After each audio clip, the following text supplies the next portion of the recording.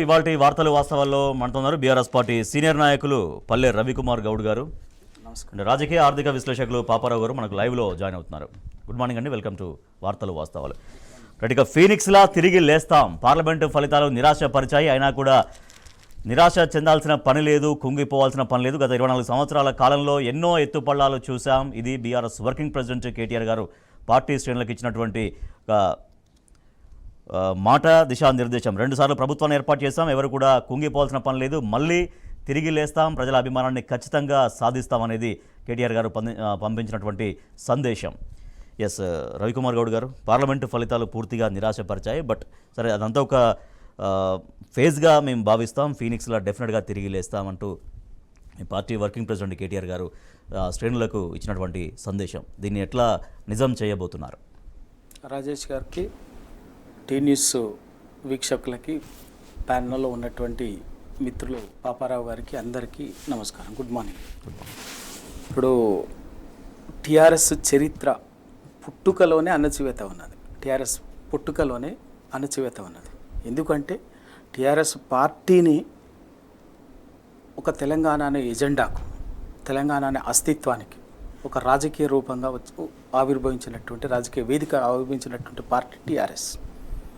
ఎందుకు అంటే తెలంగాణ 1950 నుంచి ప్రతి సందర్భంలో తన స్వీయ రాజకీయ అస్తిత్వం కోసం పోరాటం చేస్తూనే ఉన్నది.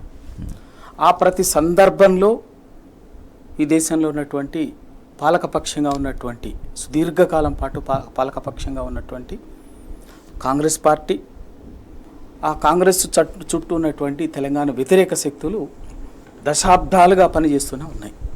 52లో ముల్కిని ఉద్యమం వచ్చినప్పుడు కాల్చి చంపింది కానీ, 56లో బలవంతంగా రాష్ట్రంలో కలిపింది కానీ, 69లో 369 మందిని కాల్చి చంపి ఉద్యమాన్ని అణచివేసింది. అయినప్పటికీ కూడా లేచి నిలబడి పార్టీ ప్రజలు అప్పటికి ఉద్యమానికి నాయకత్వం వహించినటువంటి తెలంగాణ ప్రజాసమితిని 11 పార్లమెంటు సీట్లు 72లో జరిగినటువంటి ఎన్నికల్లో గెలిపిస్తే వెంటనే ఆ పార్టీని మింగేసి ఆ 11 మంది ఎంపీలని లోబర్చుకొని ఆ పార్టీ ఆనవాళ్ల లేకుండా చేసింది, నామరూపాలు లేకుండా చేసింది. అట్లా ప్రతి సందర్భంలోనే చేసి వచ్చింది. ఇలా టీఆర్ఎస్ పార్టీని కూడా అదే విధంగా చేసేటటువంటి కుట్ర జరిగింది. ఇవాళ 2001లో వచ్చినటువంటిది. తర్వాత 2004లో ఇదే కాంగ్రెస్ పార్టీ తెలంగాణ ఉద్యమానికి రాజకీయ వేదికగా ఉన్నటువంటి టీఆర్ఎస్ను ఊతంగా తీసుకొని అధికారంలోకి వచ్చింది. ఇక్కడ మిత్రపక్షం అనేటువంటి మిత్రభేదాన్ని విస్మరించి వెంటనే ఈ పార్టీని కూడా సేమ్ 71లో 72లో ఈ విధంగా తెలంగాణ ప్రజాసమితిని నామరూపాలు లేకుండా చేయాలని చూస్తుందో 2005-06లోనే ఆ ప్రయత్నం జరిగింది. అయినప్పటికీ కూడా తట్టుకొని నిలబడింది. 2009లో ఎంతగా ఆ టీఆర్ఎస్ పార్టీ పట్ల అప్పటికే రాజకీయంగా అస్తిత్వం లేకుండా చేయాలని చేస్తాను. అయినప్పటికీ కూడా మళ్ళీ ఉద్యమం పునాదిగా లేచి నిలబడింది. 5 ఏళ్ళు ఇక్కడ రాజకీయాలే కాదు, దేశ రాజకీయాలను కూడా 2009 నుంచి 2014 వరకు ఏ రాజకీయ పార్టీ కూడా పార్లమెంట్లో ప్రాతినిధ్యం ఉన్నటువంటి ఏ రాజకీయ పార్టీ కూడా తెలంగాణ అనకుండా ఉండలేని అనివార్య స్థితిని కల్పించి వాళ్ళ బిల్లును పెట్టి తీసుకొచ్చినటువంటి పార్టీ. 10 ఏళ్ళు అధికారంలోకి వచ్చింది. మొన్న సరే కొన్ని సాంకేతిక కారణాలే కావచ్చు, ఇంకా కూడా నిజంగా కూడా బేసిసాన్ని పోవాల్సినటువంటి అవసరం లేదు. మా పొరపాట్లు కూడా, లోపాలు కూడా అయ్యి ఉండొచ్చు. మీ పసిగట్టని లోపాలే కారణమై ఉండొచ్చు. సంస్థాగతంగానూ ఇంకో రకంగా ఒక దెబ్బ తిన్నాం. మళ్ళీ సబ్సీక్వెంట్ పార్లమెంట్ ఎన్నికలు వచ్చింది. ఈ పార్లమెంట్ ఎన్నికలు ఏమైందంటే 2 పార్టీలు కూడా కూడబలుకొని ఇది జాతీయ రాజకీయాలకు సంబంధించినటువంటి అని చెప్పేసి మాట్లాడి 2 కూడా.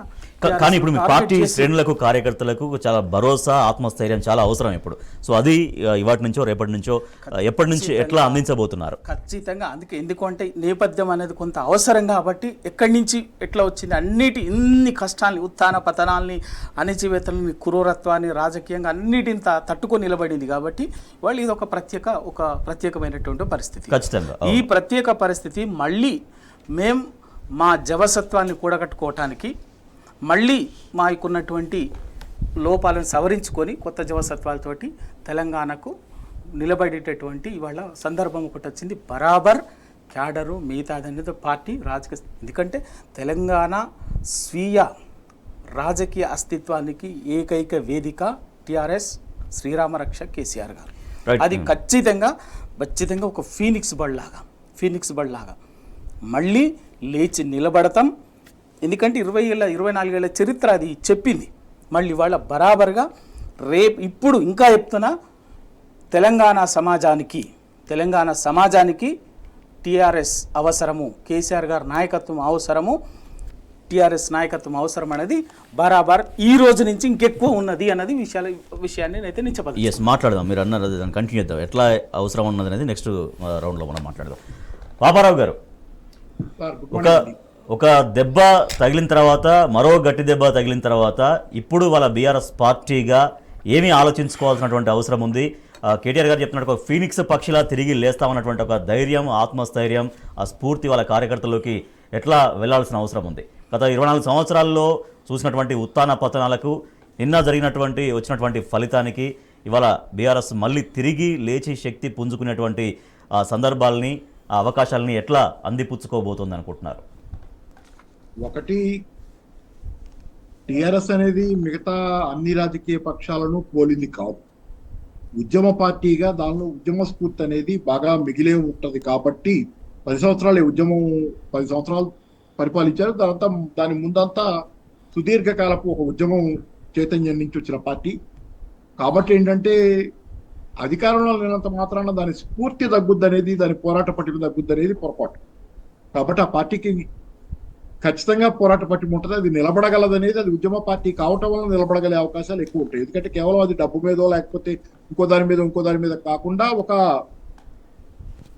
ఒక లక్ష్యం, ఒక గమ్యం, ఒక మిషన్ ఆధారితంగా ఉంది. కాబట్టి ఆ పార్టీ ఖచ్చితంగా కొనసాగుతూనే ఉంటుంది, పోరాడుతూనే ఉంటుంది. అధికారంలోకి వచ్చే అవకాశాలు దానికి ఎప్పుడూ ఉంటానే ఉంటాయి. రెండోది ఏంటంటే, ఇక్కడ మొన్న అసెంబ్లీ ఎన్నికల్లో కూడా కేవలం తేడా 1.7%, 1.8%. ఆ తర్వాతి కాలంలో కాంగ్రెస్ ప్రభుత్వం పథకాల అమల్లో వైఫల్యం, ఇతరత్రా వాళ్ళు మాట్లాడుతున్న మాటలు, చేస్తున్న పనులు, నిన్నగాక మొన్న తెలంగాణ చేసిన మార్పు విషయంలో, గీతం విషయంలో వచ్చినటువంటి వ్యతిరేకత, చెడ్డ పేరు. ఎందుకంటే మందాకృష్ణమాదిగ లాంటి వాళ్ళు కూడా నిన్న చాలా తీవ్రంగా వ్యతిరేకంగా మాట్లాడుతున్నారు ఆ చిహ్నం మార్పు గురించి. చాలా మంది వ్యతిరేకం అవుతున్నారు. ఈ రోజు పాసి యాదగిరి గారు వీళ్ళంతా మాట్లాడుతున్నారు. కాబట్టి ఏంటంటే తెలంగాణ ప్రజల్లో ఒక తీవ్రమైన వ్యతిరేకత కాంగ్రెస్ పార్టీ పట్ల వస్తుంది. కాబట్టి అది ఖచ్చితంగా నిన్న అధికారం కోల్పోయి కేవలం 1.7% అధికారం కోల్పోయినా బీఆర్ఎస్ పట్ల సానుభూతిగానే ఉందనేది కేసీఆర్ గారి బస్సు యాత్రలో కూడా రుజువైంది. కాబట్టి ఇప్పుడు మళ్ళీ ఓట్ పర్సెంటేజ్ అసెంబ్లీ పరంగా చూసుకుంటే, ఎన్నికల పరంగా వెళ్లాల్సి వస్తే బీఆర్ఎస్ ఓట్ పర్సెంటేజ్ భారీగా పెరిగిందనేది. ఆ మేరకు ఇప్పుడు నిన్న చూసుకుంటే రిజల్ట్స్ లో కూడా కాంగ్రెస్ పార్టీ ఎన్ని డబ్బాలు కొట్టినా, అధికారంలో కూర్చున్నా 8 సీట్లు మాత్రమే గెలుచుకోగలిగింది. డబుల్ డిజిట్స్ అయినా గెలుచుకుంటాం, 12 గెలుచుకుంటాం, 14 గెలుచుకుంటాం అని చెప్తే 8 గెలిచింది. అంటే కాంగ్రెస్ కి తగ్గుతున్న ప్రభావాన్ని అది చెబుతుంది. కాకపోతే ఏమైంది, ఇప్పుడు ఓట్ షిఫ్ట్ విషయానికి వచ్చేసరికి ఇది పార్లమెంట్ ఎన్నికల్లో బీఆర్ఎస్ అనేది జాతీయ పార్టీగా పేరు మార్చుకుంది, కానీ జాతీయ పార్టీగా రంగస్థలంలో పోరాడలేదు. ఎన్నికల రణరంగంలో ఒక్కసారి కూడా బీఆర్ఎస్ జాతీయ పార్టీగా పోరాడే అవకాశం రాలేదని. కాబట్టి ఏంటంటే జాతీయ పార్టీగా బీఆర్ఎస్ అంటున్నారు, టీఆర్ఎస్ పోయింది, టీ పోయింది, తెలంగాణ లేదు దానిలో అని అభ్యంతరం చెప్పేవాళ్ళు కూడా అది బీఆర్ఎస్ జాతీయ పార్టీ అని గుర్తించడానికి నిన్న మానసికంగా కానీ ఇతరత్రా కానీ మొన్న పార్లమెంట్ ఎన్నికల్లో సిద్ధంగా లేకపోవడం కొంత. అది అందుకని పార్టీ రాజకీయ రణరంగంలో జాతీయ పార్టీగా మొదటిసారిగా కూడా దిగకపోవటం, పూర్తి స్థాయిలో పోటీ చేస్తేనే దిగినట్లు. కాబట్టి అదొకటి. ప్రాంతీయ పార్టీగానే దీన్ని చూడటం, నీజర్క్ రియాక్షన్, కాంగ్రెస్ ని కాదనుకోగానే నీజర్క్ రియాక్షన్ అంటే ఆటోమేటిక్ రెస్పాన్స్ లాగా అది బీజేపీ వైపు మళ్ళింది. అదే కాకుండా మీరు గమనించండి, బీజేపీకి ఎక్కడొచ్చిన సీట్లు దేశవ్యాప్తంగా ఉత్తరప్రదేశ్ లాంటి చోట్ల, మహారాష్ట్ర లాంటి చోట్ల ఎక్కడైతే దీని పరిపాలనని జనాలు రుచి చూశారో అక్కడ చాలా చావు దెబ్బతింది. అంటే జనాలు అంత స్థాయిలో విసిగిపోయారు ఈ పార్టీతో. కానీ ఎక్కడైతే ఈ పార్టీ అధికారంలో లేదో, ఒడిశాలో, అలాగే సౌత్ ఇండియాలో కొన్ని చోట్ల, కేరళలో కూడా ఎక్కడైతే వీళ్ళ రుచి, వీళ్ళ దెబ్బ తెలియదో, వీళ్ళు ఎలా ఉంటారో, ఎలా చేస్తారో అధికారంలో వస్తే తెలియదు, వాళ్ళు అమాయకంగా ఓట్లేసిన విధంగా అనుకోవాల్సిందే ఖచ్చితంగా దీన్ని. ఎందుకంటే వీళ్ళ గురించి తెలియని చోట్ల వీళ్ళకి వేసారు, వీళ్ళ గురించి తెలిసిన చోట్ల వెళ్ళారు. తెలంగాణలో కూడా జరిగింది అది. వీళ్ళ గురించి తెలియదు కాబట్టి ఆ నీజర్ రియాక్షన్ అట్టుపోయింది. అందుకనే ఏంటి ఓవరాల్ ఏంటంటే పార్టీ ఇది ప్రస్తుతానికి ఏంటంటే ఒక స్టేల్మేట్ నడుస్తుంది. అయినా ఇవాళ ఇంకోటి కూడా ఉంది. వాళ్ళ మన నల్గొండ, వరంగల్, ఖమ్మం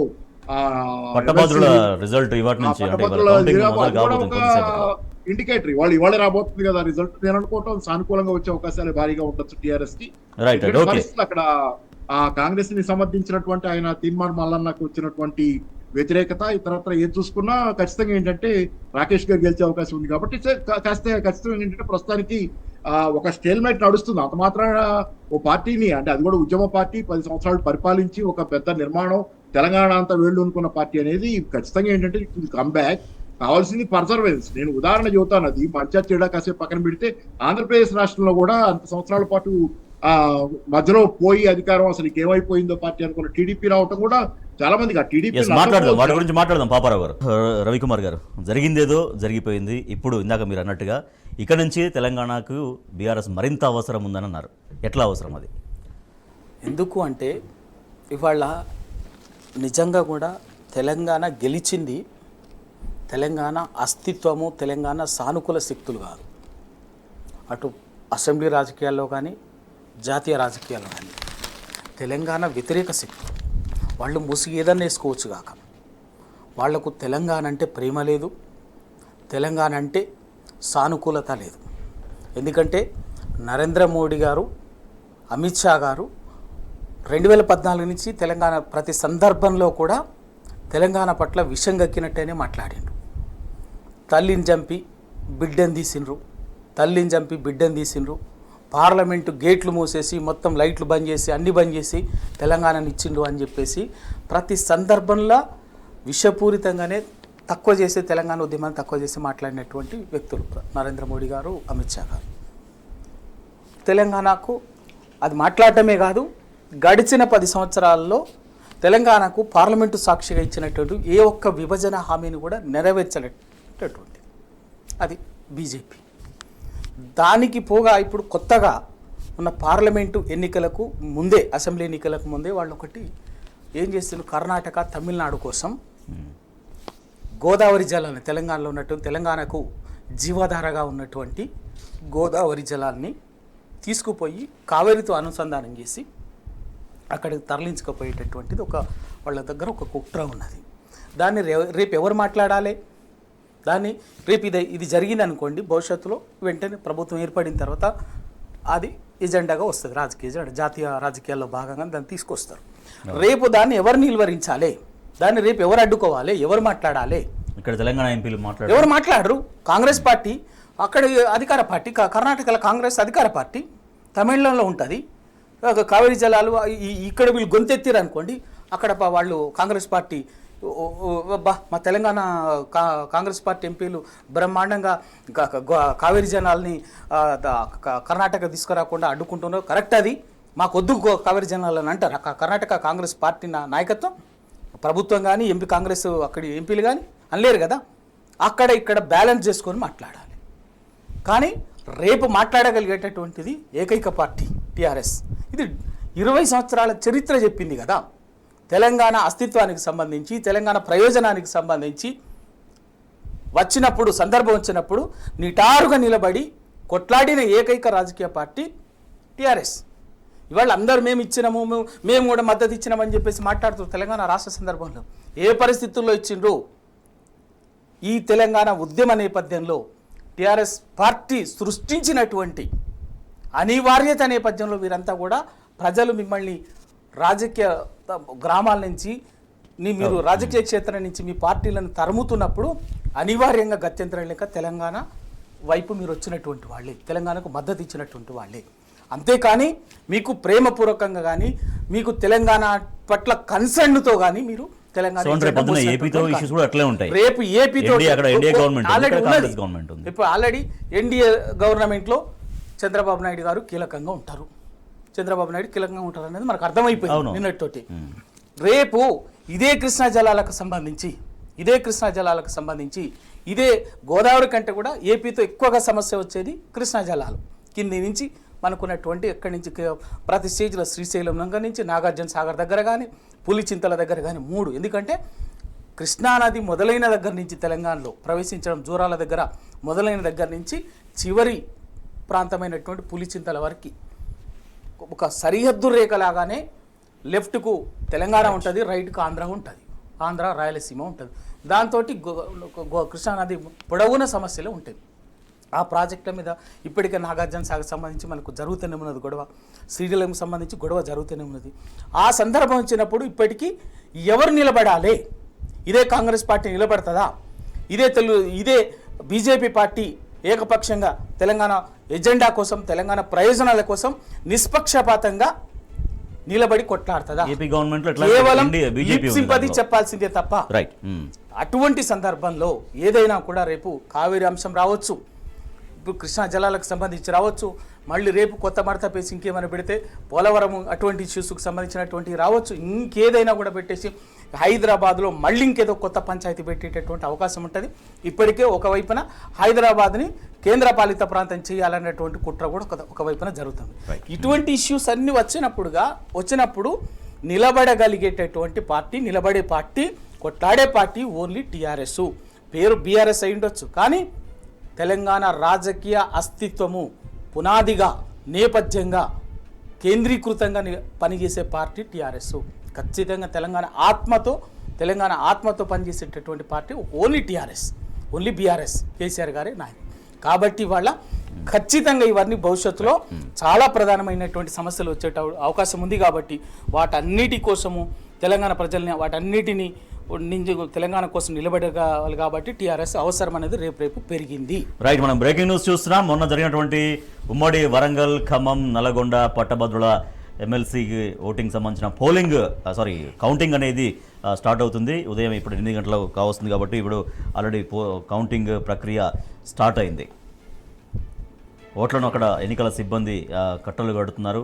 సో కొద్దిసేపట్లో ఒక కౌంటింగ్ ప్రక్రియ కొనసాగబోతుంది. మధ్యాహ్నం నుంచి తొలి ప్రాధాన్యత ఓట్లు లెక్కిస్తారు. మరి ఫైనల్ రిజల్ట్స్ అనేవి ఇవాళ అర్ధరాత్రి కానీ రేపు మార్నింగ్ కల్లా తెలిసే అవకాశం ఉంది.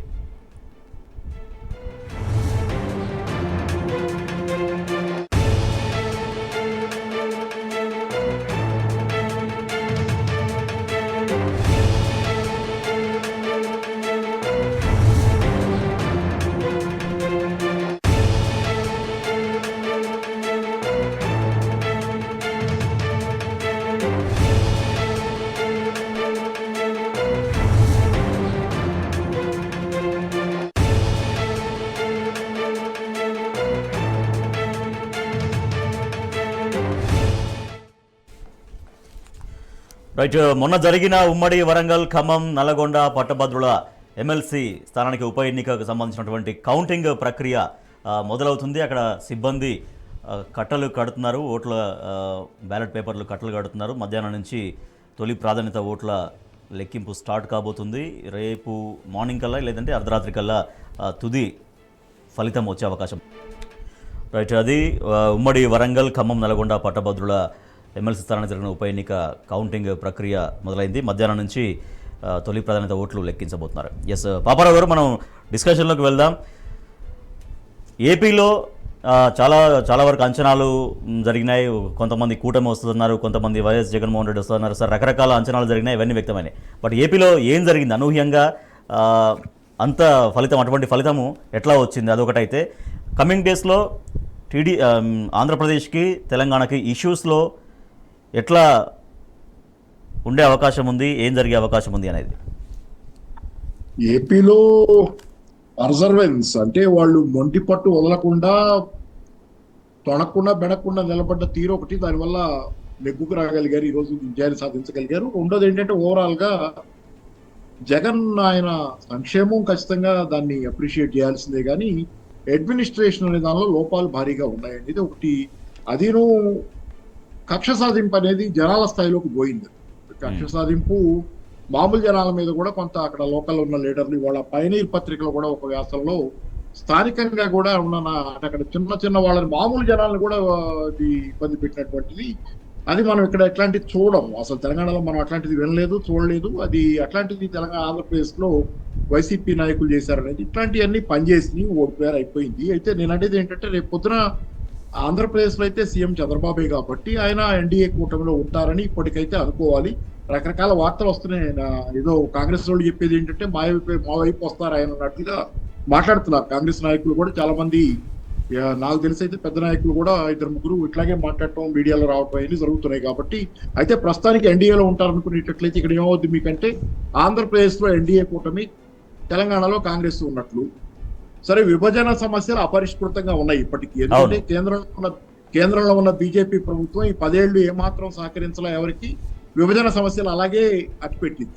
కాబట్టి ఈ విభజన సమస్యల తాలూకు గాయాలన్నీ రేగుతీ. రేపు పొద్దున అక్కడ ఎన్డీఏ కూటమి, ఇక్కడ యూపీఏ కూటమి ఉంటే ఈ గాయాలన్నీ రేగుతీ. ఇది వివాదం అవుతుంది. రేవంత్ రెడ్డి గారు ఎంతవరకు నిలబడగలరు ఏంటి అనేది ప్రశ్నలు, ఇతరత్ర చాలా ప్రశ్నలు వస్తాయి. రెండోది ఇంకోటి ఏమవుద్దంటే, అలా కాకుండా మనం ఊహించని విధంగా గనక చంద్రబాబు గారు పోయి యూపీఏ కూటమిలో చేరితే అప్పుడు 2 చోట్ల కాంగ్రెస్ ప్రభుత్వం ఉన్నట్లు దరిదాపుగా. అంటే అక్కడ యూపీఏ అయినా కానీ ఇక్కడ కాంగ్రెస్ అయినా, ఒట్టి కాంగ్రెస్ అయినా అప్పుడేమవుద్దంటే రేవంత్ రెడ్డి గారికి బాధ్యత పెరుగుద్ది. ఎందుకంటే ఎన్డీఏ కాదు ఇప్పుడు, గతంలో ఎన్డీఏ పీడించే ప్రభుత్వం కాదు. కాబట్టి కొత్త ప్రభుత్వంగా తెలంగాణ ఇచ్చామని చెబుతున్నటువంటి కాంగ్రెస్ పార్టీ ప్రభుత్వంగా ఉన్నప్పుడు ఇక్కడ తెలంగాణలో ఆంధ్రప్రదేశ్ లో కూడా యూపీఏ ప్రభుత్వం గనక అది ఏర్పడితే గనక చాలా పెద్ద రేవంత్ రెడ్డి గారి మీద మళ్ళీ బాధ్యత ఆయన మీద చాలా పెరుగుతుంది. ఎందుకంటే బేరసారాలు తెచ్చేది. కానీ ఆయన ధోరణి ఈ మధ్యకాలంలో మొత్తంగా చూస్తే గనక తెలంగాణ సమస్యల పరిష్కారం కంటే కూడా ప్రతీకారం తీర్చుకోవడం మీద, లేకపోతే ఆయన కేసీఆర్ వాళ్ళు చెప్పేస్తారనే దాని మీద ఎక్కువ ఉంది. కాబట్టి ఆ ధోరణి అనేది వర్కౌట్ అవ్వదు. కన్స్ట్రక్టివ్ ప్రోగ్రామ్ లేకపోయేటట్లయితే ఇబ్బంది పడుతుంది కాంగ్రెస్ పార్టీ ఖచ్చితంగా. అది చాలా సమస్యలకి తెలంగాణకి దారితీస్తే పోరాటాలకి అవసరం కూడా పెరుగుతుంది. పోరాటాల అవసరం పెరుగుతుంది. మళ్ళీ సాధించిన విజయాలను కాపాడుకోవాల్సిన అవసరం కూడా వస్తుంది. ఓవరాల్ చాలా సమస్యలు ఆల్రెడీ బిగినైన తెలంగాణలో. మరి ఆయన పరిపాలన వదిలేసి రకరకాల ఇతరత్ర విషయాలు ఆలోచించడం, వాగ్దానాల భంగం ఇట్లాంటివి ఉన్నాయి. కాబట్టి వాటి విషయంలో ఆయన మరి ఇప్పటికైనా కూడా తీసుకుంటాడా అంటే మరి చెప్పలేము. అది ఎందుకు దానికి సామర్థ్యం కావాలి, ఎన్ని కావాలనేది. కాబట్టి ఏంటంటే ఆయన మీద, రేవంత్ రెడ్డి మీద అయితే మాత్రం భుజాల మీద పెద్ద భారమే ఉంది. అలాగే కాంగ్రెస్ పార్టీలో ఎటుగుడి పార్లమెంట్ ఎన్నికల తర్వాత రకరకాల ఇష్యూస్ వస్తాయని మనం అనుకుంటున్నాం. చూద్దాం, అది ఏమవుతుంది చెప్పలేం. కానీ అది ఎన్డీఏ కనుక కేంద్రంలో వస్తే రకరకాల ఇష్యూస్ వస్తాయి. ఎందుకంటే వాళ్ళకి అక్కడి నుంచి కాంగ్రెస్ హైకమాండ్ ఇక్కడ రేవంత్ రెడ్డినో కాంగ్రెస్ పార్టీలో ఎక్కువ హై కమాండ్ చేయలేదు. అధికారంలో లేకపోతే కేంద్రంలో జరుగుద్ది, లేకపోతే చూడాలి. ఇది ఏదేమైనా కానీ ఏంటంటే విభజన సమస్యల కేంద్రంగా అవి అపరిష్కృతంగా ఎన్డీఏ వల్ల మిగిలిపోయాయి. కాబట్టి బీజేపీ వల్ల కేంద్రంగానే తెలంగాణలో ఏం జరగనున్నా ముందు కాలంలో జరగనుంది. ఇప్పటిదాకా కనపడిన ధోరణి ఏంటంటే విభజన పరిష్కార సమస్యలు ఏదో ఈ మధ్య ఆయన మీటింగ్ పెట్టారు, కానీ ఓవరాల్ గా తిరగదోడే కార్యక్రమం ఎక్కువ ఉంది తప్పితే సమస్యల పరిష్కారం కంటే అది మారినంతసేపు ఖచ్చితంగా పోరాటాలకు ఆస్కారం పెరుగుతానే ఉంది. Right, okay. అబ్కీ బార్ 400 పార్ అని మొదటి నుంచి ఎన్డీఏ కూటమి చెప్తూ వచ్చింది. బట్ అది రిజల్ట్స్లో కనిపించలేదు. టోటల్గా మిత్రులతో కలిపి 293 స్థానాలు ఎన్డీఏ సాధించగలిగింది. బట్ ఇండివిజువల్గానే మేము 370 సాధిస్తామనేది బీజేపీ చెప్పింది. బట్ ఎందుకు ఇటువంటి రిజల్ట్ వచ్చిందనేది వాళ్ళ దేశవ్యాప్తంగా చర్చనీయాంశమైంది. At the same time India కూటమి చాలా బలంగా అన్ని చోట్ల పుంజుకుంది, చాలా చోట్ల. ఎస్, రవికుమార్ గారు, ఎన్డీఏ కూటమి ఓడి గెలిచింది, లేదంటే ఇండియా కూటమి గెలిచి ఓడింది, ఇది ప్రస్తుతానికి దానిపైన ఒక చిన్న విశ్లేషణ నడుస్తూ ఉంది ఇండియా అండ్ ఇండియా కూటమిల పైన. ప్రధానంగా నరేంద్ర మోడీ గారు, అమిత్ షా గారు, బీజేపీ నాయకత్వం ఏంటంటే ఇంకా ఈ దేశంలో మాకు ఎదురు లేదు అన్నట్టుగానే ఎన్నికలకు పోయింది. దానికి రామ మందిరము, మతోన్మాద, డివిజన్ పాలిటిక్స్ ఇవన్నీ తీసుకొచ్చారు. అసలు పబ్లిక్ ఇష్యూస్ని మొత్తం కంప్లీట్ ఇగ్నోర్ చేశారు. కానీ ఎన్నికలకు ముందే ఒక సంస్థ సర్వే చేస్తే మేజర్గా ఈ దేశంలో అన్ఎంప్లాయ్మెంటు, పబ్లిక్ ఇష్యూస్, ధరల పెరుగుదల అవన్నీ కూడా బాగా పనిచేస్తాయి, రామ మందిరము ఇవి అంత ప్రధానమైన ఎన్నికలో ప్రధాన భూమిక పోషించవు అన్నది చెప్పింది ఒక సంస్థ సర్వే చేస్తే దేశవ్యాప్తంగా. అదే నిజమైంది కదా. అప్పుడు చెప్పినాం కూడా మనం. ఎందుకు అంటే ఇవాళ దేశంలో ప్రతిదానికి మత భావోద్వేగాలని ముందు పెట్టి ఇది రాజకీయాలు చేయాలనుకోవటం అనేది చేసి ఇవాళ అదే రామ మందిరం ఉన్నటువంటి ఉత్తరప్రదేశ్లో ఘోరంగా దెబ్బతిన్నది బీజేపీ. ఇంకా ఆ రామ మందిరం ఉన్నటువంటి ప్రాంతమైనటువంటి అయోధ్య ఎంపీ స్థానం ఏంటంటే ఫైజాబాద్ అని, అక్కడ కూడా గెలవలేకపోయింది బీజేపీ, అక్కడ కూడా ఓడిపోయింది. సమాజ్వాదీ పార్టీ నాయకుడు, మామూలు నాయకుడు గెలిచిండాడు. అంటే దాని అర్థం ఏంటి ఇవన్నీ అంటే ఏంటంటే ప్రజలకు ఇష్యూ కాని వాటిని ఇష్యూస్గా మార్చి, నాన్ ఇష్యూస్ని ఇష్యూస్గా చేసి, ఇష్యూస్నేమో నాన్ ఇష్యూస్గా మార్చడం అనేటటువంటిది బీజేపీ చేస్తున్నటువంటి పని. సరే, 2 సార్లు అవకాశం ఇచ్చాను, 3వసారి వాత పెట్టింది వాస్తవంగా.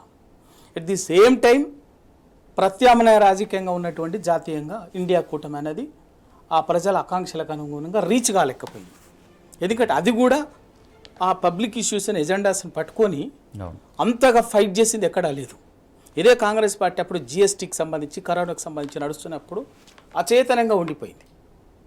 ప్రజలకు ఒక కార్యాచరణ ఇవ్వలేకపోయింది. ప్రజల్ని అటు రోడ్డు మీద వదిలేసింది. అది కూడా ఇదేమో రోడ్డు మీద తెచ్చింది కాంగ్రెస్ అధికార పార్టీ బీజేపీ, ప్రధాన ప్రతిపక్షంగా ఉన్నటువంటి ఎన్డీఏ ఇండియా కూటమి అనుకోండి వాళ్ళ, అవును. దానికి ప్రధాన నాయకత్వమైనట్టు కాంగ్రెస్ పార్టీ అదేమో జనాన్ని రోడ్డు మీద వదిలేసింది. వీళ్ళు రోడ్డు మీద తెచ్చారు, వాళ్ళేమో రోడ్డు మీద వదిలేసారు.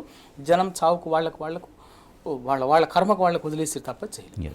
దాంతో వాళ్ళ ఏమైపోయిందంటే స్పష్టంగా ఏంటంటే ఈ దేశంలో విద్వేష రాజకీయాలు చెల్లవని చెప్పింది. అట్లని ఏకపక్షంగా వీళ్ళకి అధికారాన్ని కూడా అప్పచెప్పలే.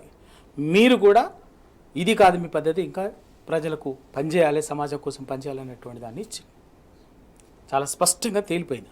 ఎందుకంటే మీకు ఇవాళ అనివార్యంగా మళ్ళొకసారి 2 సార్లు సొంత మెజార్టీతో ప్రభుత్వాన్ని ఏర్పాటు చేసినటువంటి బీజేపీ ఇవాళ వాళ్ళు మేము 400 గెలుస్తాం, అబ్కా బార్ 400 అని చెప్పినటువంటిది వాళ్ళ 241 సీట్ల దగ్గర ఆగిపోయింది. వారణాసిలో మోడీ తగ్గింది,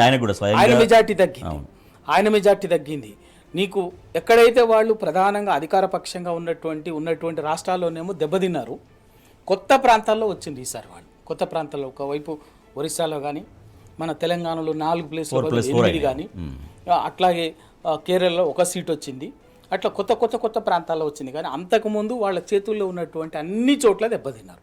అన్ని చోట్ల యూపీ కానీ ఇంకోటి కానీ ఈవెన్ ఉన్న చోట్ల దెబ్బతిన్న తర్వాత కొత్త ప్లేస్లో రాకపోతే చాలా ఇబ్బంది. ఇప్పుడు ఉన్నది క్లియర్ కనిపిస్తుంది కదా, కొత్త ప్లేస్లలో సీట్లు రాకపోయి ఉంటే వాళ్ళకి. ఎందుకంటే లాస్ట్ టైము అదే యూపీలో సింగిల్గా బీజేపీకి ఉన్న సీట్లు ఏంటంటే 72-73 సీట్లు ఉన్నాయి. ఇవాళ 30 చిల్లరకు పరిమితం అయిపోయింది. అంటే సగం సీట్లు తగ్గిపోయింది అక్కడ, అట్లనే మహారాష్ట్రలో తగ్గింది. ఇట్లా అన్ని ఈవెన్ రాజస్థాన్లో ఇంకా మిగతా అన్ని చోట్ల పార్లమెంటు వాళ్ళు కర్ణాటకలో ఎక్స్పెక్ట్ చేసినట్టు కూడా లేదు ఫలితం కూడా. అట్లా అన్ని చోట్ల తగ్గింది. నిజంగా కూడా కొత్త ప్రాంతాల్లో కనుక వాళ్ళకు సీట్ల అవకాశం రాకపోతే ఈ సంకీర్ణంలో కూడా అవకాశం ఉండేది కాదు. ఈ సంకీర్ణ అవకాశం కూడా ఉండేది. పాపారావు గారు, సో గెలిచి ఓడిన మోడీ పార్టీ లోక్సభ ఎన్నికల్లో మ్యాజిక్ ఫిగర్ దాటని బీజేపీ, ఇది జరుగుతున్నటువంటి చర్చ. ఎన్డీఏది ఓటమి లాంటి గెలుపు, ఇండియాది గెలుపు లాంటి ఓటమి. విలక్షణమైన తీర్పు ఇచ్చారు ఓటర్, ఎవరికి స్పష్టంగా ఇవ్వలేదు అనేది. ఇవాళ ఇప్పుడు సంబరాలు అసలు వాళ్ళు జరుపుకోవాలా, వీళ్ళు జరుపుకోవాలా? అఫ్కోర్స్ హ్యాట్రిక్ విజయం ఎన్డీఏ సాధించింది టెక్నికల్గా, అది ఓకే. టెక్నికల్గా అయితే there is many a slip between the cup and the lip అంటారు. అంటే చేతిలో పట్టుకున్న కప్పుని పెదాల దాకా తెచ్చి తాగిన దాకా కూడా చాలా సార్లు అది స్లిప్ అయ్యే అవకాశం, పడిపోయే అవకాశం ఉంటుంది. కాబట్టి అట్లాగే బీజేపీకి టెక్నికల్గా మెజారిటీ వచ్చింది, కానీ అది ప్రభుత్వం ఫామ్ చేయడం అనేది ఇప్పుడు నితీష్ కుమార్ అండ్ చంద్రబాబు మీద ఆధారపడింది అన్నది జగమెరిగిన సత్యం. వీళ్ళిద్దరి గురించి రకరకాల ఇందాకే చెప్పాను సరే, కామెంట్ అనవసరం. ఏదేమైనా కానీ ఏంటంటే ఓవరాల్గా ఈరోజు బీజేపీ రుచి చూడని వాళ్ళు కొత్తగా దూరపు కొండలు లొంగిపోన్నట్లు మోడీ గారి గంభీర ఉపన్యాసాలకు లొంగిపోయి ఓట్లేశారు కొత్త రాష్ట్రాల్లో. తెలంగాణలో 10 సీట్లు 8 సీట్లు ఇచ్చినా, కేరళలో కూడా సీట్ ఇచ్చారు కదా, కేరళలో ఇచ్చారు, కర్ణాటకలో సైతం గెలిచింది. వీళ్ళని రుచి చూడని వాళ్ళు ఒడిస్సాలో, వీళ్ళ రుచి తెలియని వాళ్ళు, వీళ్ళ దెబ్బ తెలియని వాళ్ళు వీళ్ళకి సీట్లు ఇచ్చారు. వీళ్ళ గురించి బాగా అర్థమైనటువంటి ఉత్తరప్రదేశ్లో వీళ్ళకి 33 సీట్లు ఇచ్చి చాలు మీకు ఇదని చెప్పి సమాజ్వాదీ పార్టీకి దాని చరిత్రలో లేని విధంగా గొప్పగా సీట్లు ఇచ్చి, రికార్డు సీట్లు ఇచ్చి నిలబెట్టారు. ఓవరాల్ ఏంటంటే ఇక్కడ పరిస్థితి బీజేపీ ప్రభావం అనేది బాగా సన్నగిల్లుతుంది. హిందీ రాష్ట్రాల్లో ఆశ్చర్యకరంగా నిన్నటిదాకా ఇక్కడ అంతా ఏం మాట్లాడుకున్నారంటే బీజేపీ గెలుస్తా ఓడిపోతుంది అనే దగ్గరికి వచ్చేసరికి ఇక్కడ బీజేపీ ఓడిపోవాలని కోరుకునే వాళ్ళు దక్షిణాదిన వాళ్ళంతా మాట్లాడుకుంది ఏంటంటే మనం ఏం చేస్తే లాభం, హిందీ రాష్ట్రాల్లో నార్త్ ఇండియా మొత్తం వాళ్ళకే వేస్తారు కదా, వాళ్ళే గెలుస్తారనే నిరాశ ఉండేది. ఈ రోజు పరిస్థితి ఏమైందంటే నార్త్ ఇండియా మొత్తం తిరస్కరించింది, సౌత్ లో కొన్ని సీట్లు, ఒడిస్సాలో కొన్ని సీట్లు తెచ్చుకొని ఇప్పుడు ఆ బొటాబొట్టి మెజారిటీ కూడా లేదు. దానికి అదిగా బీజేపీగా విడిగా చూస్తే దానికి వచ్చింది 230 చిల్లర ఏదో వచ్చినట్టున్నాయి. కాబట్టి దానికి సొంత మెజారిటీ లేదా. ఎన్డీఏలో వాళ్ళు నితీష్ కుమార్ లాంటి పల్టూరామ్ అంటాం కదా మనం మామూలుగా, ఆయన ఎటైనా పోగలడు. ఇప్పుడు ఇప్పటికే ఆ పరువు అంతా పోయింది కదా, ఇటు కూడా ఏమీ లేదు పరువు. అంటే ఆయన ఒక చోట ఉంటాడని నికరంగా లేనప్పుడు కొత్తగా పోయేదేం లేదు కాబట్టి ఆయన ఆ సాహసం చేస్తే కనుక ఇటు వచ్చేయటానికి ఇలాంటివన్నీ చాలా మార్పులు జరుగుతాయి. పైగా నిన్న నేను ఒక చోట మాట్లాడగలంటే డిబేట్ లో ఉన్నప్పుడు కూడా ఫోన్ ఇన్ లో తీసుకున్నప్పుడు కాంగ్రెస్ నాయకుడు, చాలా సీనియర్ నాయకుడు ఒక ఆయన ఆ ఫోన్ ఇన్ లో వచ్చి ఆయన చెప్పింది ఏంటంటే, మేము కాంగ్రెస్ అది చంద్రబాబుతోనూ నితీష్ తో టచ్ లో ఉన్నాం అన్నాడు. టచ్ లో ఉన్నామంటే కాదు, ఇప్పుడు కాదు, ఎప్పటి నుంచో టచ్ లో ఉన్నాం అన్నాడు. అంటే ఎలక్షన్ రిజల్ట్స్ వచ్చినప్పుడు కాదు, అంత ముందు నుంచి టచ్ లో ఉన్నాం. అంటే చాలా విషయాలు ఆలోచించాల్సినవి ఉన్నాయి దీనిలో. అలాగే ఎటుకుడి మనకు వార్తల్లో కూడా వచ్చింది కదా, మన మామూలు శరద్ పవార్ గారు ఆయన వీళ్ళిద్దరితో మాట్లాడుతున్నారు అనేది. ఇట్లా చాలా జరుగుతున్నాయి తెర వెనక. ఈ రోజు ఇప్పుడు నడుస్తుంది, ఈ క్షణాన తెర వెనక చాలా పెద్ద ఎత్తున రాజకీయ అబ్కీ బార్ 400 పార్ అని మొదటి నుంచి ఎన్డీఏ కూటమి చెప్తూ వచ్చింది. బట్ అది రిజల్ట్స్లో కనిపించలేదు. టోటల్గా మిత్రులతో కలిపి 293 స్థానాలు ఎన్డీఏ సాధించగలిగింది. బట్ ఇండివిజువల్గానే మేము 370 సాధిస్తామనేది బీజేపీ చెప్పింది. బట్ ఎందుకు ఇటువంటి రిజల్ట్ వచ్చిందనేది వాళ్ళ దేశవ్యాప్తంగా చర్చనీయాంశమైంది. At the same time India కూటమి చాలా బలంగా అన్ని చోట్ల పుంజుకుంది, చాలా చోట్ల. ఎస్ రవికుమార్ గారు, ఎన్డీఏ కూటమి ఓడి గెలిచింది, లేదంటే ఇండియా కూటమి గెలిచి ఓడింది. ఇది ప్రస్తుతానికి దానిపైన ఒక చిన్న విశ్లేషణ నడుస్తూ ఉంది, ఇండియా అండ్ ఇండియా కూటమిల పైన. ప్రధానంగా నరేంద్ర మోడీ గారు, అమిత్ షా గారు, బీజేపీ నాయకత్వం ఏంటంటే ఇంకా ఈ దేశంలో మాకు ఎదురు లేదు అన్నట్టుగానే ఎన్నికలకు పోయింది. దానికి రామ మందిరము, మతోన్మాద, డివిజన్ పాలిటిక్స్ ఇవన్నీ తీసుకొచ్చారు. అసలు పబ్లిక్ ఇష్యూస్ని మొత్తం కంప్లీట్ ఇగ్నోర్ చేశారు. కానీ ఎన్నికలకు ముందే ఒక సంస్థ సర్వే చేస్తే మేజర్గా ఈ దేశంలో అన్ఎంప్లాయ్మెంటు, పబ్లిక్ ఇష్యూస్, ధరల పెరుగుదల అవన్నీ కూడా బాగా పనిచేస్తాయి, రామ మందిరము ఇవి అంత ప్రధానమైన ఎన్నికలో ప్రధాన భూమిక పోషించవు అన్నది చెప్పింది ఒక సంస్థ, ఒక సర్వే చేస్తే దేశవ్యాప్తంగా. అదే నిజమైంది కదా. అప్పుడు చెప్పినాం కూడా మనం. ఎందుకు అంటే ఇవాళ దేశంలో ప్రతిదానికి మత భావోద్వేగాలని ముందు పెట్టి ఇది రాజకీయాలు చేయాలనుకోవటం అనేది చేసి ఇవాళ అదే రామ మందిరం ఉన్నటువంటి ఉత్తరప్రదేశ్లో ఘోరంగా దెబ్బతిన్నది బీజేపీ. ఇంకా ఆ రామ మందిరం ఉన్నటువంటి ప్రాంతమైనటువంటి అయోధ్య ఎంపీ స్థానం ఏంటంటే ఫైజాబాద్ అని, అక్కడ కూడా గెలవలేకపోయింది బీజేపీ, అక్కడ కూడా ఓడిపోయింది. సమాజ్వాదీ పార్టీ నాయకుడు, మామూలు నాయకుడు గెలిచిండాడు. అంటే దాని అర్థం ఏంటి ఇవన్నీ అంటే ఏంటంటే ప్రజలకు ఇష్యూ కాని వాటిని ఇష్యూస్గా మార్చి, నాన్ ఇష్యూస్ని ఇష్యూస్గా చేసి, ఇష్యూస్నేమో నాన్ ఇష్యూస్గా మార్చడం అనేటటువంటిది బీజేపీ చేస్తున్నటువంటి పని. సరే, 2 సార్లు అవకాశం ఇచ్చాను, 3వసారి వాత పెట్టింది వాస్తవంగా. ఎట్ ది సేమ్ టైం ప్రత్యామ్నాయ రాజకీయంగా ఉన్నటువంటి జాతీయంగా ఇండియా కూటమి అనేది ఆ ప్రజల ఆకాంక్షలకు అనుగుణంగా రీచ్ కాలేకపోయింది. ఎందుకంటే అది కూడా ఆ పబ్లిక్ ఇష్యూస్ అండ్ ఎజెండాస్ని పట్టుకొని అంతగా ఫైట్ చేసింది ఎక్కడా లేదు. ఇదే కాంగ్రెస్ పార్టీ అప్పుడు జిఎస్టీకి సంబంధించి, కరోనాకు సంబంధించి నడుస్తున్నప్పుడు అచేతనంగా ఉండిపోయింది. ప్రజలకు ఒక కార్యాచరణ ఇవ్వలేకపోయింది. ప్రజల్ని అటు రోడ్డు మీద వదిలేసింది. అది కూడా ఇదేమో రోడ్డు మీద తెచ్చింది కాంగ్రెస్ అధికార పార్టీ బీజేపీ, ప్రధాన ప్రతిపక్షంగా ఉన్నటువంటి ఎన్డీఏ ఇండియా కూటమి అనుకోండి వాళ్ళ, దానికి ప్రధాన నాయకత్వమైనట్టు కాంగ్రెస్ పార్టీ, అదేమో జనాన్ని రోడ్డు మీద వదిలేసింది. వీళ్ళేం రోడ్డు మీద తెచ్చారు, వాళ్ళేమో రోడ్డు మీద వదిలేసారు. జనం చావుకు వాళ్ళకు వాళ్ళ కర్మకు వాళ్ళకు వదిలేసారు తప్ప చేయలేదు. దాంతో వాళ్ళ ఏమైపోయిందంటే స్పష్టంగా ఏంటంటే ఈ దేశంలో విద్వేష రాజకీయాలు చెల్లవని చెప్పింది.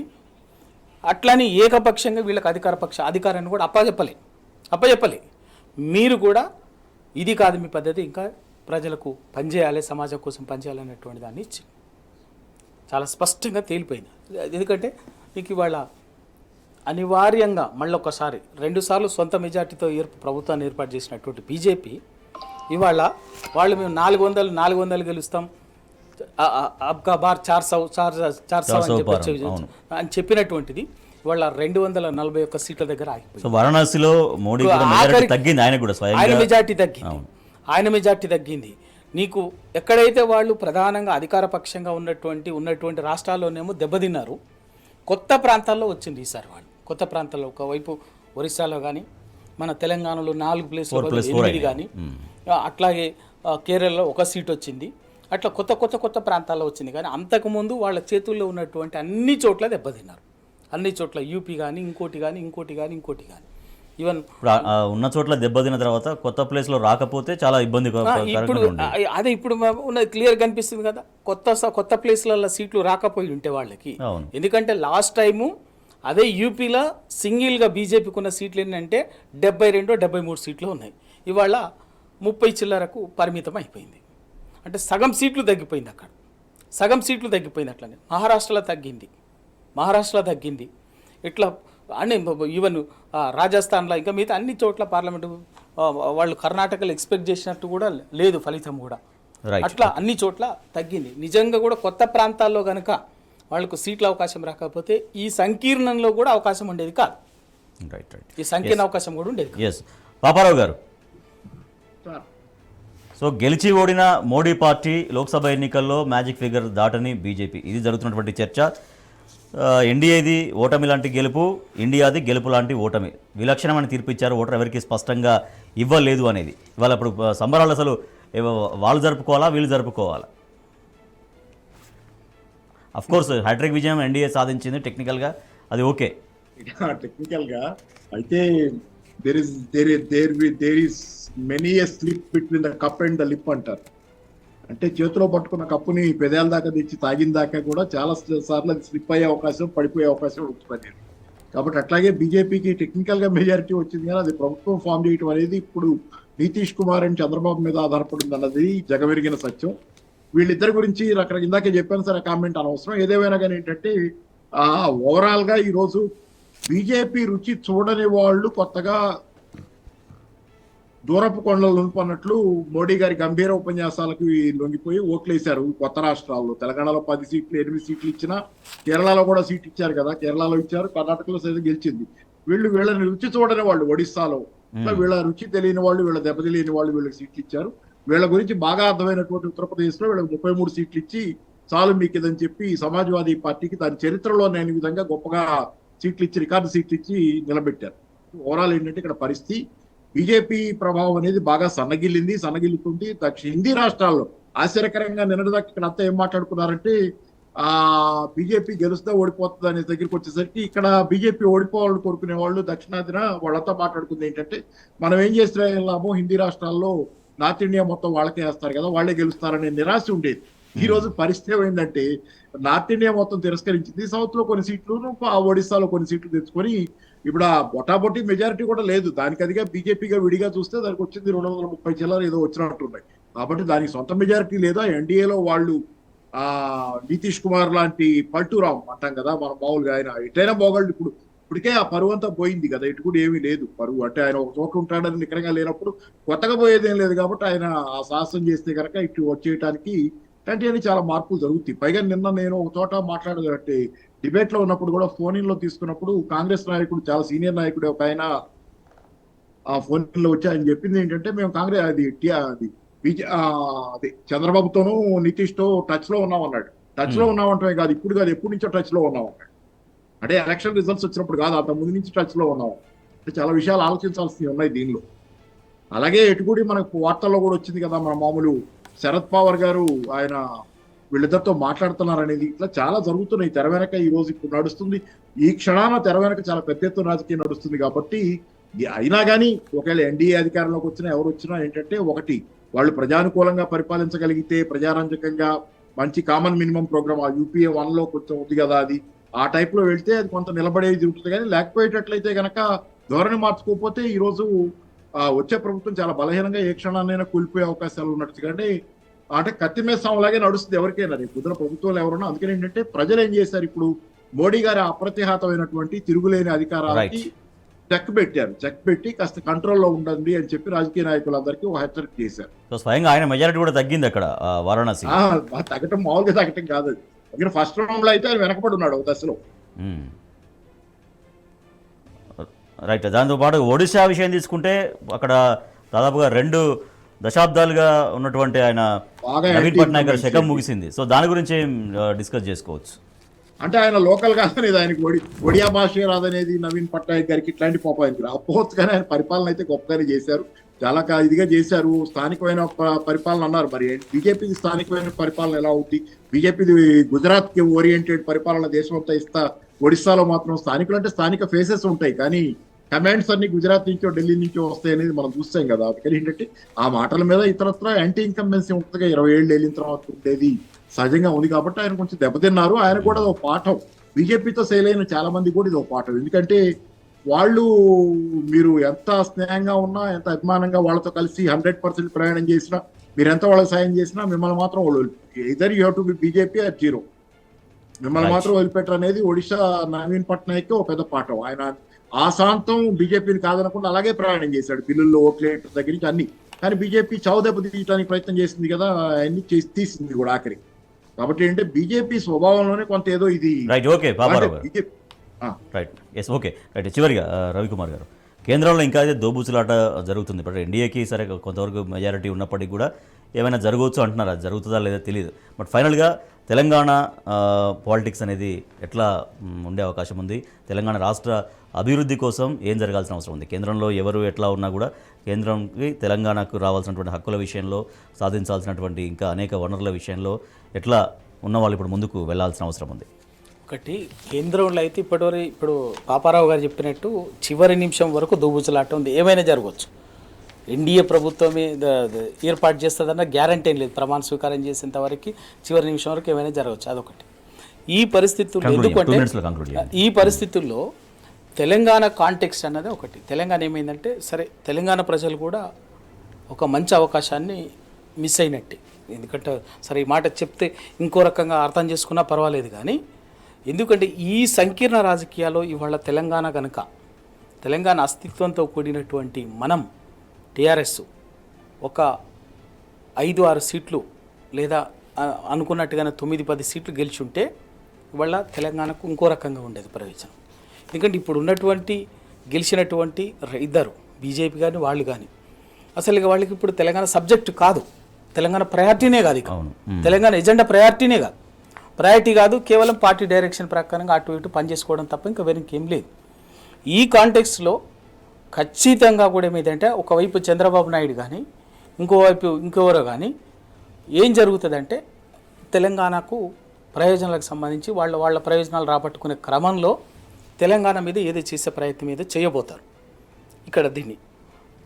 అప్పుడు ఖచ్చితంగా ఈ రాజకీయ తెలంగాణకి హక్కుల కోసం, ప్రయోజనాల కోసం మాట్లాడాల్సిన అవసరము, కొట్టాడాల్సిన అవసరము ఇవాళ తెలంగాణ సమాజంలో ఏర్పడుతుంది. దానికి నాయకత్వం వహించగలిగేటటువంటిది, దానికి పనిచేసేటటువంటిది ఓన్లీ టీఆర్ఎస్. ఇప్పుడు కొరబడింది. అసలు తెలంగాణ ఎజెండాని ప్రస్తావించే ఒక్క ఎంపీ కూడా ఎవరు లేరు. ఏదో రాజకీయం కోసం మాట్లాడటమే తప్ప, ఏదో లిప్ సింపతిగా మాట్లాడేటటువంటి వాళ్ళు తప్ప, తెలంగాణ ఎజెండా పరమావధిగా ఖచ్చితంగా మాకు ఈ తెలంగాణకి ఈ టైంలో ఇది కావాలి. సంకీర్ణ రాజకీయాల్లో కొంత అవకాశం ఉంటుంది, వెసులుబాటు ఉంటుంది. మనకు కావాల్సినటువంటి దీర్ఘకాలికంగా పెండింగ్లో ఉండేటటువంటి, అపరిష్కృతంగా ఉండేటువంటి సంక్లిష్టమైన విషయాలను మనం పట్టుబట్టి సాధించుకునే అవకాశం ఉంటుంది. ఇవాళ ఆ మంచి అవకాశాన్ని కోల్పోయింది తెలంగాణ. సరే, అయినప్పటికీ కూడా రేపు వాటి కాన్సిక్వెన్సెస్గా వచ్చేటటువంటి ఇష్యూస్లో తెలంగాణ హక్కుల కోసం కొట్లాడే పాత్ర టీఆర్ఎస్కు ఉన్నది, ఖచ్చితంగా కొట్లాడుతుంది. ఫలితాలు మాకు కొంత నిరాశని, బాధని కలిగించినప్పటికీ కూడా మళ్ళీ కొత్త జవసత్వాలతోటి ఉద్యమ పార్టీ కాబట్టి 25 సంవత్సరాల స్ట్రగుల్ లెగసీ నుంచి వచ్చినటువంటి పార్టీ. ఊరికే అందరేదో అనుకున్నట్టు ఎవరో రాజకీయాల కోసం మాట్లాడినట్టుగా ఏమీ లేదు. బరాబర్ దశ నుంచి మళ్ళీ ట్రాన్స్మిట్ అవుతాం అయ్యి అద్భుతంగా మళ్ళీ ఒక పడిలేచే కెరటం లాగా తెలంగాణని అసలు ఒక అద్భుతమైన తిరుగులేని శక్తిగా మళ్ళీ ఒక కొత్త జవసత్వాలతోటి పనిచేస్తాం బరాబర్ దాంట్లో. థ్యాంక్ యూ సో మచ్ పల్లె రవికుమార్ గౌడ్ గారు అండ్ పాపారావు గారు. Thank you so much. ఇది వాటి వార్తలు వాస్తవాలు. చూస్తూనే ఉండండి టీ.